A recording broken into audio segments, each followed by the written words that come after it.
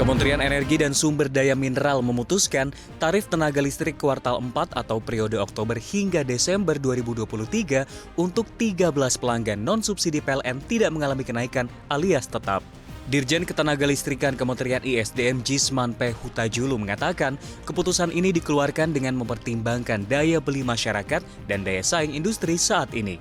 Dalam Peraturan Menteri ISDM Nomor 8 Tahun 2023 tentang tarif tenaga listrik, bahwa penyesuaian tarif tenaga listrik bagi pelanggan non-subsidi dilakukan setiap 3 bulan apabila terjadi perubahan kurs, Indonesian Crude Price ICP, inflasi, serta harga batu bara acuan. Jisman menjelaskan, sesuai ketentuan tersebut seharusnya terjadi kenaikan tarif listrik non-subsidi. Lebih lanjut, Jisman menyampaikan bahwa tarif tenaga listrik untuk 25 golongan pelanggan bersubsidi juga tidak mengalami perubahan. Ibu-ibu semakin resah. Pasalnya, harga beras terpantau naik lagi pada Rabu 13 September 2023. Dalam sebulan terakhir, harga beras terus melonjak dan berulang kali pecah rekor. Data Badan Pangan Nasional menunjukkan harga beras medium naik 0,55% di atas level Rp10.000, tepatnya Rp12.810 per kilogram di tingkat pedagang eceran. Papua menjadi provinsi dengan harga beras medium tertinggi mencapai Rp15.830 per kilogram. Sementara harga beras jenis premium naik 0,28%, mencapai Rp14.430 per kilogram. Kalimantan Selatan menjadi provinsi dengan harga beras premium tertinggi, yakni Rp17.810 per kilogram. Komisi 4 DPR pun mengkritik kebijakan impor beras yang ditetapkan pemerintahan Presiden Joko Widodo. Pasalnya, kebijakan itu dianggap tak memiliki efek menurunkan harga beras di dalam negeri. Anggota Komisi 4 DPR Emma Umiyatul Husnah meminta pemerintah untuk memiliki strategi kebijakan jangka panjang. Sebelumnya, pada akhir tahun 2022, Bulog diperintahkan mengimpor 500.000 ton beras yang realisasinya berlanjut sampai awal tahun 2023. Kemudian pada Maret 2023, Bulog kembali diperintahkan mengimpor 2 juta ton beras.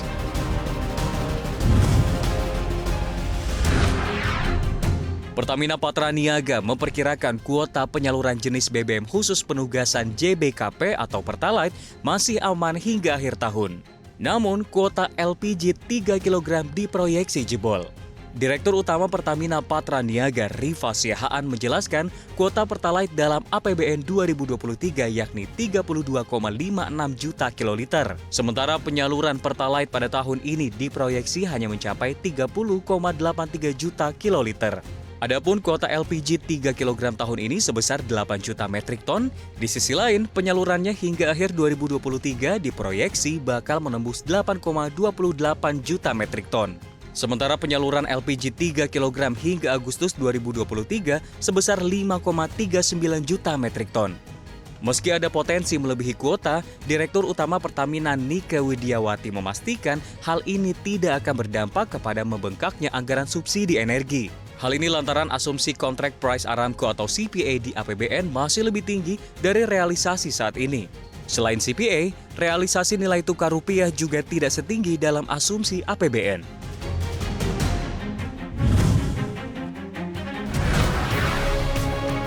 Presiden Joko Widodo akan menggratiskan kereta cepat Jakarta-Bandung (KCJB) untuk sementara setelah diresmikan 1 Oktober mendatang. Meski uji coba digratiskan, namun Jokowi menyebut tidak ada subsidi. Menurutnya, uji coba digratiskan agar masyarakat Indonesia bisa melihat dan merasakan terlebih dahulu pengalaman naik kereta cepat, baru menentukan sikap. Mengenai tarif, Jokowi menyerahkan tarif kepada PT Kereta Cepat Indonesia China atau KCIC. Demikian pula dengan pelaksanaan masa uji coba gratis bagi masyarakat. Sementara itu, juru bicara Kementerian Perhubungan Adhita Irawati menyatakan pihaknya tidak akan menetapkan tarif untuk kereta api non-ekonomi, melainkan hanya memberikan formulasi. Sehingga nantinya tarif akan ditetapkan oleh operator. Pada kesempatan yang terpisah, Direktur Utama KCIC Dwiyana Slamet Riyadi mengungkapkan mengenai usulan tarif yang diajukan KCIC termurah masih Rp250.000 per orang. Sedangkan tiket bundling dengan LRT dan kereta feeder mencapai Rp300.000 per orang.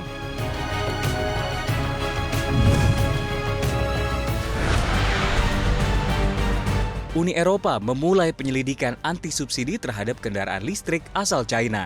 Presiden Komisi Eropa Ursula von der Leyen mengatakan bahwa pasar global dibanjiri dengan mobil murah karena ada peran subsidi negara yang sangat besar dan mengganggu pasar domestik. Von der Leyen juga menekankan Eropa terbuka untuk kompetisi, namun bukan berlomba makin ke belakang.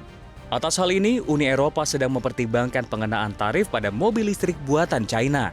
Uni Eropa mengatakan blok tersebut harus mempertahankan diri terhadap praktik tidak adil, namun menekankan pentingnya menjaga jalur komunikasi terbuka dengan Beijing.